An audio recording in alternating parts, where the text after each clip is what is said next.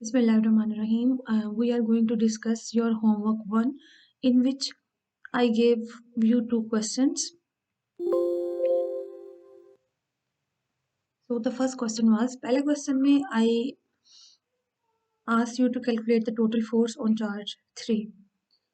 Basically अभी तक जो आपने पढ़ा है उसमें आपने कूलम्स लॉ पढ़ा है, और ये जो होमवर्क 1 था ये कूलम्स लॉ की एप्लीकेशन से मुतालिक था।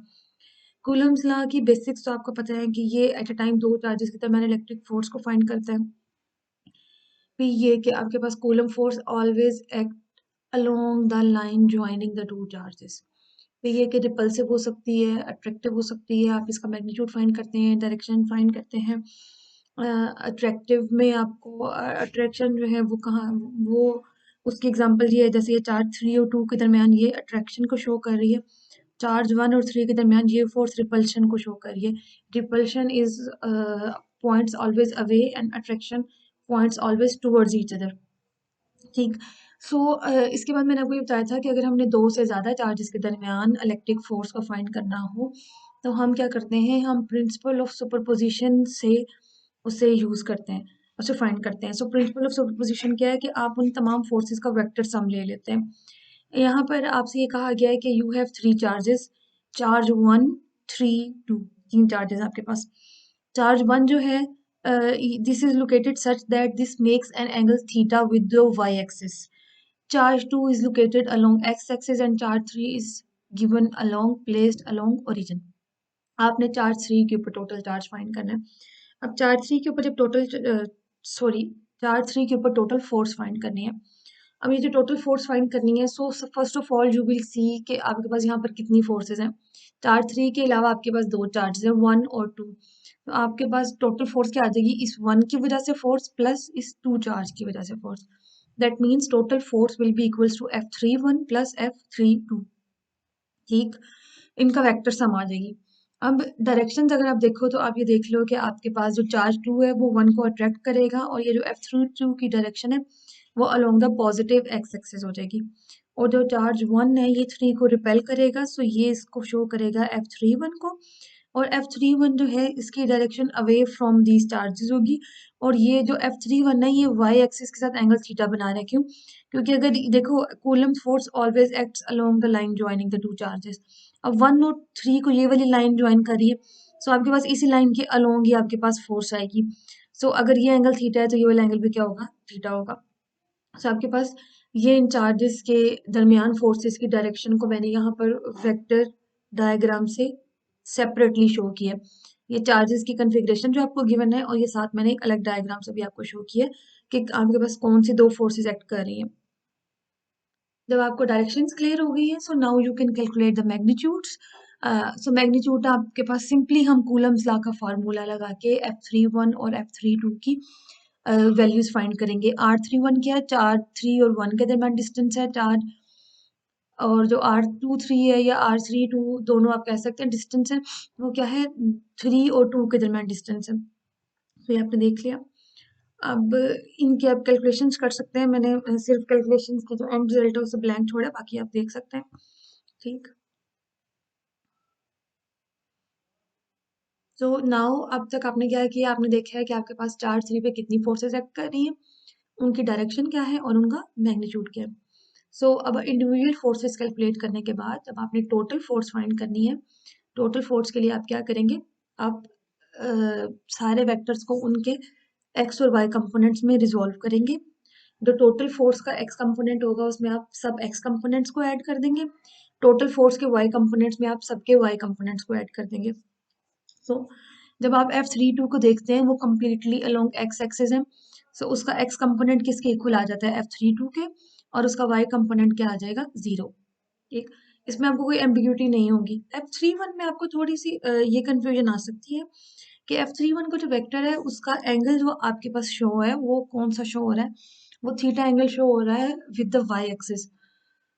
लेकिन आपने इससे पहले इंटरमीडिएट में भी ये पढ़ा है कि जब हम वेक्टर्स की रेजोल्यूशन करते हैं इनटू इट्स कंपोनेंट्स तो हम एंगल वो लेते हैं जो कि वो vector with positive x axis बनाता है, और कौन सी डायरेक्शन में बनाता है, एंटी क्लॉकवाइज में। यानी आप ये वाला एंगल नहीं ले सकते, ये वाला एंगल। क्यों? क्योंकि ये तो क्लॉकवाइज डायरेक्शन में हो जाएगा। आपने एंगल वो लेना है जो कि पॉजिटिव एक्स एक्सिस के साथ बने और एंटी क्लॉकवाइज डायरेक्शन में। तो अगर एक वेक्टर फोर्थ क्वाड्रेंट में लाई करता है, तो फोर्थ क्वाड्रेंट में आप क्या करते हैं, अपने इंटरमीडिएट में सेकंड चैप्टर में vector addition through rectangular components में पूरा ये टॉपिक पढ़ा था। अगर आपको यहाँ से कुछ कंफ्यूजन रह भी जाती है तो आप उधर से रिवाइज भी कर सकते हैं। तो इसमें फिर ये वो एंगल फाइंड करने के लिए जो with the positive x axis बन रहा है और एंटी क्लॉकवाइज डायरेक्शन में, ये 270 डिग्री उसमें क्या हो जाएगा, ऐड हो जाएगा। तो आपके पास फिर F31 के जब आप कंपोनेंट्स फाइंड करेंगे तो जो एंगल आप लेंगे वो क्या लेंगे, 270 डिग्री प्लस थीटा। तो F31 का एक्स कंपोनेंट आएगा F31 into cos 270 degree plus theta, और F32 का आएगा F31 into sine 270 plus theta. जब आप इसे सॉल्व करेंगे तो यहाँ पर आप जो ट्रिग्नोमेट्रिक रेशियोज के लिए हम पीरियड के लिए फाइंड करते हैं कि अगर आपके पास पाई या 2 पाई एंगल में कोई एंगल ऐड हो रहा हो तो आपके पास कोस और साइन चेंज नहीं होते। लेकिन जैसे ये 270 को आप लिख सकते हैं ना 3 पाई बाय 2, 3 पाई बाय 2 या पाई बाय 2 के साथ एंगल ऐड हो रहा हो तो आपके पास कॉस साइन में चेंज हो जाता है और साइन कॉस में। आप इसे कैलकुलेटर से भी सॉल्व करके 270 प्लस 32 लगा के भी सॉल्व कर सकते हैं। तो यहाँ से जब आपके पास सारे कंपोनेंट्स आ जाएंगे तो जो total force on the chart 3 है उसमें आप क्या करेंगे, you will add all the x components and the total force on chart 3 के लिए जो y कंपोनेंट आएगा उसमें आप क्या करेंगे, you will add all the y components. ठीक। और जो डायरेक्शन ऑफ नेट आएगी इसमें क्या करेंगे, आप टेन इनवर्स से tan inverse y over x से आप क्या फाइंड कर लेंगे, जो फाइनल आपके पास टोटल रिजल्टेंट नेट वेक्टर है उसकी डायरेक्शन फाइंड कर लेंगे। So I think this makes all the things clear कि आपके पास आपने ये कैसे फर्स्ट न्यूमेरिकल सॉल्व करना है। And in the second question में मैं आपको आइडिया बता देती हूँ। सेकंड क्वेश्चन में कुछ ऐसे था कि मैंने आपको एक स्केयर फॉर्म दिया था, उस स्केयर में आपके पास चारों कॉर्नर्स में 4 चार्जेस पड़े हुए हैं। आपके पास हर स्केयर की हर साइड की लेंथ आपके पास गिवन थी, आपने फाइंड करनी है। आपको किसी के ऊपर भी फोर्स फाइंड करने के लिए कहा जा सकता है। मैंने जो आपको होमवर्क में दिया था उसमें इस लोअर लेफ्ट कॉर्नर के ऊपर जो फोर्स है, लोअर लेफ्ट कॉर्नर के ऊपर टोटल फोर्स फाइंड करनी। लोअर लेफ्ट कॉर्नर के ऊपर जो चार्ज है वो क्या है, +2q है। अब हम इनको अपनी आसानी के लिए क्या कर सकते हैं, we can use some naming convention. So आप इन चार्जेस को 1 2 3 4 का नाम दे दें। सो जब आपने total force on the left corner find करनी है वो क्या होगी, इस चार्ज की वजह से फोर्स प्लस इस चार्ज की वजह से फोर्स प्लस इस चार्ज की वजह से फोर्स। अगर मैं इनकी डायरेक्शंस को शो करती हूँ, आपके पास देखें जो चार्ज 2 है तो वो चार्ज 1 को अपनी तरफ अट्रैक्ट करेगा। सो F12 की direction along the positive x axis होगी। चार्ज 3 भी इसको अट्रैक्ट करेगा और इसकी डायरेक्शन क्या होगी, एट 45 है, क्योंकि आपके पास चार्ज 3 और 1 को कौन सी लाइन ज्वाइन करेगी, कूलम फोर्स एक्ट करती है along the line joining the two charges. So अगर आप इस डायग्राम में चार्ज 3 और 1 को ज्वाइन करते हैं तो वो क्या बनेगा, ये डायगोनल बनती है। जो स्केयर का डायगोनल लाइन होगी वो होगी।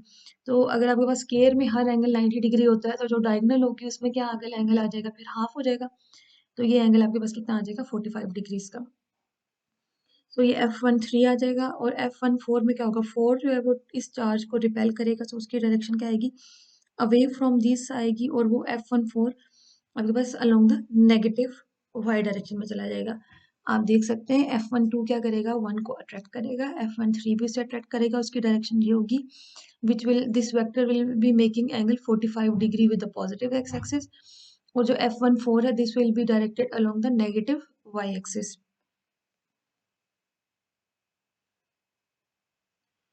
अगर आप इनको इनके कंपोनेंट्स में रिजॉल्व करते हैं, आप इस फिगर में भी देख सकते हैं F12 में क्या आएगा, एक्स कंपोनेंट आ जाएगा F12 के इक्वल और इसका वाई कंपोनेंट 0 होगा। F14 का वाई कंपोनेंट नेगेटिव आएगा क्योंकि नेगेटिव वाई की तरफ पॉइंट आउट कर रहा है, और इसका एक्स कंपोनेंट 0 आएगा क्योंकि अगर एक vector completely along y axis lie करता है दैट मीन्स उसका जो इफेक्ट होगा वो अलोंग एक्स एक्सिस क्या होगा, 0 होगा। और ये जो F13 है ये कितना एंगल बना रहा है, 45 डिग्रीज का। सो इसका एक्स कंपोनेंट कैसे फाइंड करेंगे, F13 into cos 45, F13 into sine 45। इस तरह से आप कुछ इस तरह से आप इनके कंपोनेंट्स लिख सकते हैं। अच्छा, इससे पहले अगर आपने अगर मैग्नीट्यूड लिखने हैं तो F12 का मैग्नीट्यूड में सिंपली आपके पास क्या आएगा, दोनों चार्जेस का magnitude divided by the distance, उनके दरमियान कितना डिस्टेंस है, ए है, क्योंकि दोनों जो है वो एजेस पे हैं। F13 में क्या आएगा, अब F13 में दोनों आपस में डायगोनल लाइन के साथ ज्वाइन हो रहे हैं। सो डायगोनल की आप लेंथ कैसे फाइंड करेंगे, जैसे हम पाइथागोरस थ्योरम से करते हैं, ए स्क्वायर प्लस ए स्क्वायर और उसका अंडर रूट लेंगे, तो ये जो डायगोनल लाइन है इसकी लेंथ क्या आएगी, अंडर रूट 2a। और F14 में उसी तरह से डिस्टेंस कितना आ जाएगा, a। तो इन मैग्नीट्यूड्स को फाइंड करने के बाद आप इनके x और y कंपोनेंट्स फाइंड कर सकते हैं। F12 का x कंपोनेंट F12 के इक्वल आएगा, y कंपोनेंट 0 आएगा। F14 का x कंपोनेंट 0 आएगा, y कंपोनेंट माइनस F14 आएगा। एंड इन द फाइनल आप क्या करेंगे, F13 में क्या आएगा आपके पास, F13 x will be equals to F13 cos 45 और F13 y will be equals to F13 sin 45। और जो total force on the lower left corner जिसे मैंने चार्ज 1 का नाम दिया है, उसके लिए आप क्या करेंगे, जो तीनों आपने x कंपोनेंट्स फाइंड किए हैं उन तीनों को ऐड कर देंगे, और जो तीनों आपने y कंपोनेंट्स फाइंड किए हैं उन तीनों को आप ऐड कर देंगे। यहाँ पर F14 की डायरेक्शन में साइन क्या आएगा, नेगेटिव आएगा। तो इस तरह से this will give you the total force. और इस तरह से आपके पास टोटल फोर्स आ जाएगी on the lower left corner. I hope this makes everything clear, but if you have any confusion, you can ask in the question answer session.